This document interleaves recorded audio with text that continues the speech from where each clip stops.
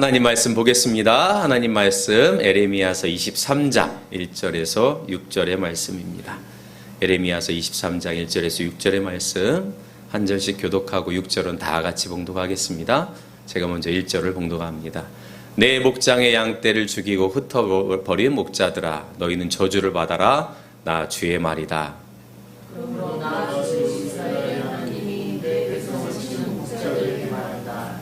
너희는 내 양떼를 격성하되고 그 양떼를 돌보아주지 않으렸다. 너희의 같은 짓을 내가 이제 벌하겠다. 나 주의 말이다.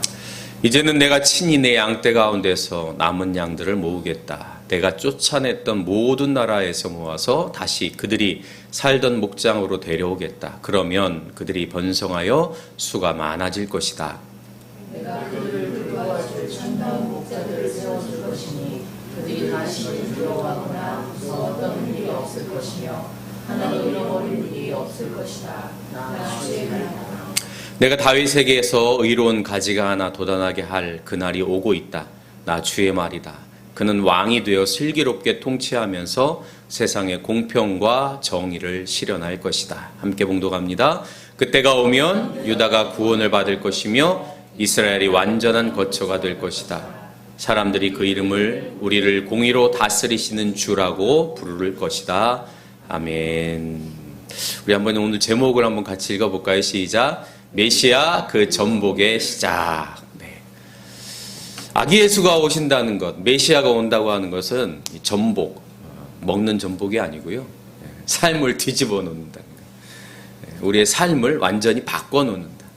메시아가 오신다고 하는 것, 예수님이 오신다고 하는 것은 그런 의미를 가지고 있다는 것이죠. 지난주에 저는 이 감사라고 하는 것이 어떤 의미가 있는가, 이 감사를 통해서 우리가 무엇을 새롭게 볼 것인가, 그런 말씀을 함께 나누었습니다. 한 해 동안 여러분 감사할 것들도 있었겠지만 불평하고 불만하고 또 슬픈 일도 있었겠죠. 그런데 한번 여러분 인생을 한번 지금까지 살아온 사람을 쭉 보면 예전에 참 기뻤던 것들이 사실은 나중에 지나고 나니까 오히려 슬픈 일이 되기도 하고, 또 예전에는 정말 괴롭고 힘든 일들이 오히려 지금은 나에게 힘이 되는 일들도 있다고 하는 것을 보게 됩니다. 그래서 자녀들에게 힘들고 어려울 때 이게 너한테 힘이 될 거야, 그런 말을 할 수도 있죠. 우리는 그거를 사자성어로 세옹지마 이렇게 표현을 하기도 합니다. 불행했던 일이 오히려 복이 되어지고, 화가 되었던 일이 복이 되어지는, 또 복이 되어졌던 일이 화가 되어지는 그러한 일들이 있는 거죠. 그렇게 본다고 하면 지난주에 말씀드렸던 우리 오연호라고 하는 작가가 말했던 이화력, 모든 것을 새롭게 보는 것. 그래서 그 새로움을 통해서 새로운 의미를 찾고 그 의미를 통해서 삶을 새롭게 해석하는 것. 바로 그것이 감사의 시작이다. 감사하는 자만이 새롭게 볼 수 있고, 새롭게 봄을 통해서 우리는 또 다른 감사를 경험하게 되어지는 것이죠. 그 과정이 바로 믿음과 구원으로 이어진다고 하는 것을 우리는 지난 시간에 말씀을 드렸습니다. 그러면서 야곱에 대한 이야기를 했죠. 돌베개를 하고 잠자던 이 노숙자와 같은, 또 이방인과 같은, 또는 난민과 같은 그런 삶의 자리에서도 야곱은 하나님을 만나고 그곳에서 이곳이 하나님의 집이구나 라고 고백을 할 수 있던 것이죠. 자기 혼자만 있을 것 같은 공간이, 또 외로움의 공간이 하나님이 동행하시고 함께 하시고, 또 이곳이 하나님의 집과 같이 평안한 곳이구나 라고 고백할 수 있는 것은 이 야곱이 믿음이 있었고, 그 믿음을 통해서 새로운 구원의 길로 가게 되어지는 것을 볼 수 있습니다. 그런데 성경에 보면 이 새롭게 보는 것, 대표적인 사람이 바로 요셉이라고 볼 수 있습니다. 여러분, 요셉은 성경에 보면 아버지의 사랑을 굉장히 많이 받았죠. 이 바로 야곱의 사랑을 굉장히 받은 사람이 바로 요셉입니다. 그래서 다른 형제들과 다르게 채색 옷을 입혔거든요. 특별한 옷을 입혔단 말이죠. 그런데 요셉의 삶이 어떻습니까? 그 형들에게 시기를 받아가지고 애굽의 노예로 팔려가게 되죠. 한번 이 인생을 생각해 보세요. 불평, 불만 가득 찰 수밖에 없는 삶 아닙니까? 원망. 형들을 보면 그냥 가만히 있을 수 없는 분노로 가득한 그런 삶일 수밖에 없잖아요.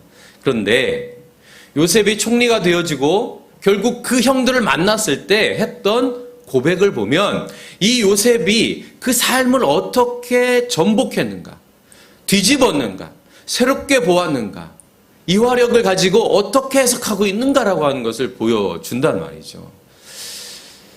형들이 있습니다. 형들이 양식을 구하기 위해서 이 요셉에게 온 거예요.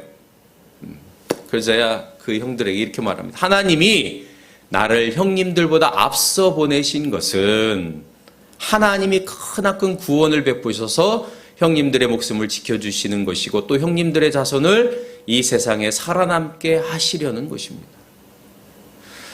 요셉이 애굽에 어떻게 왔습니까? 팔려서 온 거예요. 형들에 의해서. 그런데 요셉은 내가 형들에게 팔려서 이곳에 왔습니다라고 얘기하지 아니하고 하나님이 나를 형님들보다 먼저 이곳에 보냈습니다. 그 이유는 형님들을 살리려고 그럽니다. 실제로 나를 보내신 것은 형님들이 아니라 하나님이십니다. 여러분 놀랍지 않습니까? 저는 요셉의 위대함은 여기에 있다고 봅니다. 그가 살아온 그 질곡의 삶 속에서 분노와 원망으로 가득 찬 삶일 수밖에 없는 환경과 조건 속에서 그 과거의 경험을 바꿀 수는 없는데 그가 그 과거의 경험을 새롭게 보고 있다고 합니다. 이것이 바로 하나님의 은혜인 것이죠. 여러분의 삶 속에서도 상처와 아픔이 있죠. 왜 없겠습니까?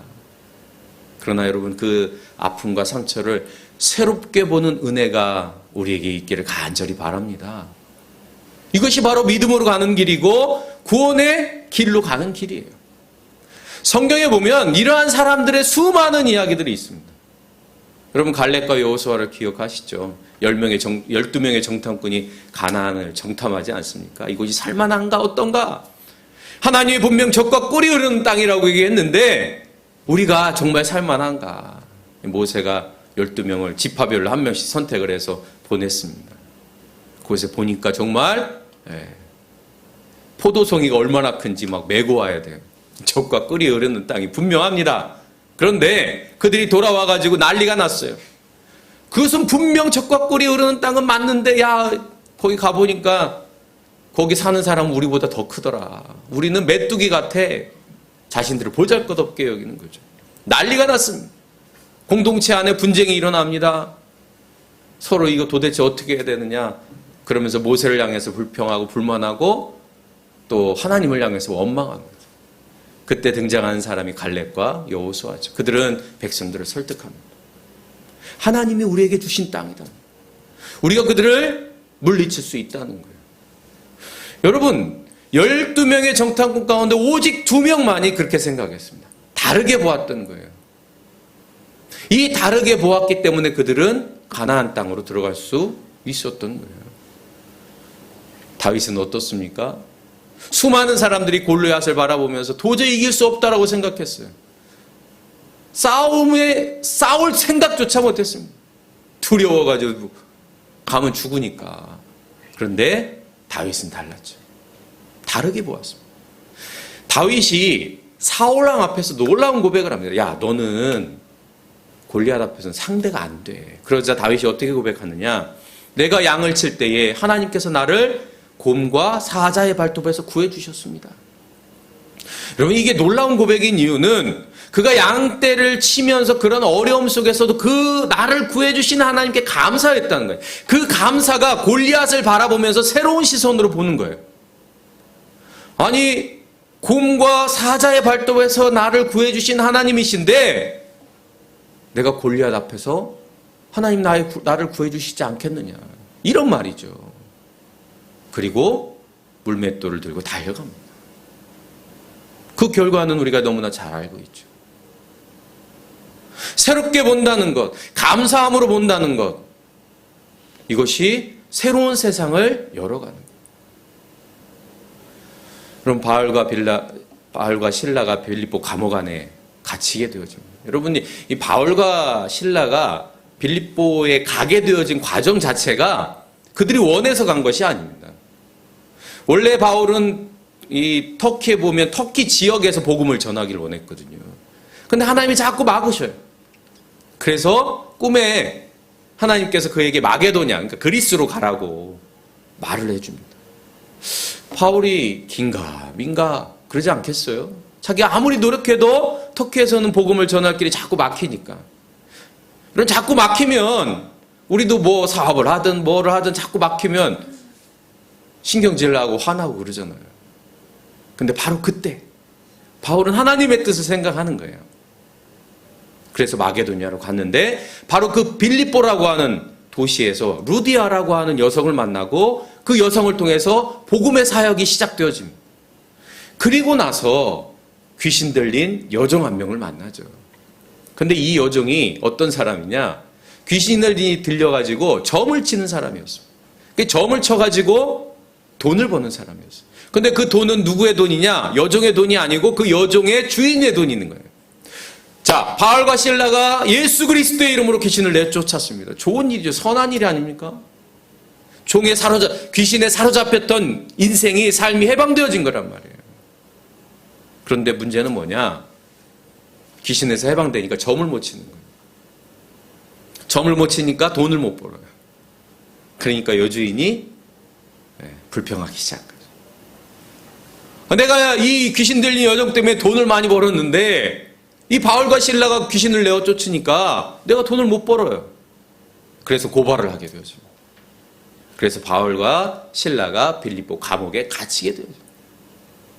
우리도 선한 의지로, 선한 의도로, 선한 마음으로 선을 베풀고 좋은 일을 하려고 했지만 오해가 생기고 결과가 안 좋기도 하잖아요. 물에 빠진 사람 구해줬더니 보따리 내놓으라는 마음으로 상대방이 그렇게 적반하장으로 나올 때 있단 말이에요. 그럴 때 그럼 얼마나 마음이 상합니까? 바울과 실라가 감옥에 갔는데 그곳에서 성경에 보면 하나님을 찬미했다고. 불행한 사건 아닙니까? 불평할 수 있고 화나는 사건이잖아요. 그럼에도 불구하고 바울과 실라가 그곳에서 하나님을 찬양했다고 하는 사실이에요.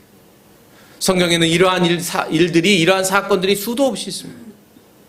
사랑하는 남은교회 성도 여러분, 성령님이 하시는 일 중에 하나는 우리의 환경과 조건을 바꾸는 것이 아니라 우리의 마음을 바꾸시는 일들을 한다는 거예요. 우리의 시선을 바꾸시는 일들을 한다는 거예요. 우리는 기도합니다. 우리의 상황을 바꿔주십시오. 우리의 좀 환경을 바꿔주십시오. 그러나 여러분, 하나님이 정말 하시고 싶은 일은 환경과 조건을 바꾸는 일이 아니라 저와 여러분의 마음을 바꾸고 저와 여러분의 시선을 바꿔서 하나님이 기뻐하시는 일들을 이루게 하시는 일들이라고 하는 것이죠. 여러분, 자녀가 속삭이면 자녀를 바꾸기를 원하잖아요. 자녀가 좀 바뀌었으면 좋겠다고 생각하잖아요. 여러분, 그럴 때마다 기도하십시오. 하나님, 저의 마음을 바꿔주십시오. 자녀를 보는 저의 시선을 바꿔주십시오. 그럴 때 하나님께서 우리에게 새로운 믿음의 길을, 구원의 길을 열어주실 줄로 믿습니다. 성탄절을 맞이하고 있는 지금 이때의 아기 예수의 탄생은요, 이 이화력의 절정입니다. 다르게 보는 것의 절정이에요. 여러분, 메시아가 말구유에 태어났다라고 하는 이 사실이 지금까지 인류 역사에서 신이 그 누추한 곳에 태어났다라고 하는 이 사실이 우리의 시선과 우리의 시각을 완전히 바꾸는 거예요. 우리가 잘 아는 것처럼 동방 박사가 별을 보면서 어디로 갑니까? 헤로도 가잖아요. 동방 박사들은요, 별을 보면서 메시아가 분명히 가장 중심에서 태어날 거라고 생각했어요. 여러분, 충분히 우린 그럴 수 있잖아요. 그래서 우리는 말은 제주도로 보내고 사람은 서울로 보내라고 하잖아요. 왜 서울로 보내냐면 중심이기 때문이에요. 서울에서 굴러야 그래도 뭔가를 더 얻어먹고 더 배우고 살 수 있다고 생각한단 말이죠. 이것이 바로 우리들의 생각입니다. 동방박사도 마찬가지. 그래서 헤롯 왕 앞에 가가지고 유대인의 왕으로 나신 이가 어디에 계십니까? 우리가 동방에서 그의 별을 보고 그에게 경배하러 왔습니다. 예루살렘은 정치, 경제, 사회, 종교의 중심이란 말이에요. 당연히 동방 박사들도 그곳에 태어날 거라고 생각했어요. 그러나 우리의 예상과 예측을 완전히 벗어나버렸어요. 아기 예수가 베들레헴의 말구유에 태어났다고 하는 그 사실, 이것이 바로 우리의 상상력을 뛰어넘는 일이었다는 거예요. 선지자들은 바로 그것을 바라보는 사람들입니다. 선지자들은 하나님의 시선으로, 하나님의 시각으로 그 시대에 살고 있는 사람들의 시선을 넘어서서 바라볼 수 있었던 사람들이에요. 하나님의 영에 사로잡혀서. 에레미야가 바로 그것을 보았던 것이죠. 오늘 1절의 말씀에 보면 그 당시의 상황은 어떤 상황이냐? 풍전등화와 같은 상황이었습니다. 북이스라엘은 이미 멸망했어요. 북이스라엘 사람, 아수르 사람들이 끌려가고 여기저기 흩어져 있어요. 나라 잃은 백성이 되었어요. 난민이 되어져 버렸어요.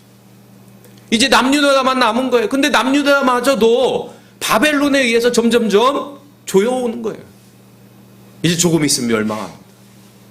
그 상황에서 에레미야는 그 당시의 사람들의 보는 것과 완전히 다른 모습을 보는데, 그 당시의 상황이 어떠냐? 내 목장의 양떼를 죽이고, 누가 죽이냐? 목자들이 죽인단 말이에요. 지도자들이. 목장은 이스라엘을 말하는 것이죠. 양떼는 백성들을 말합니다. 하나님의 백성을 말하는 거예요. 그들에게 저주받아라라고 말합니다. 아주 심각한 상황인 거죠. 어떻게 했느냐? 그들이 내 양떼를 흩어서 몰아내고 그 양들을 돌보아주지 아니하였다. 여러분, 지도자들이 해야 될 일이 뭡니까? 양떼를 잘 키우는 거예요.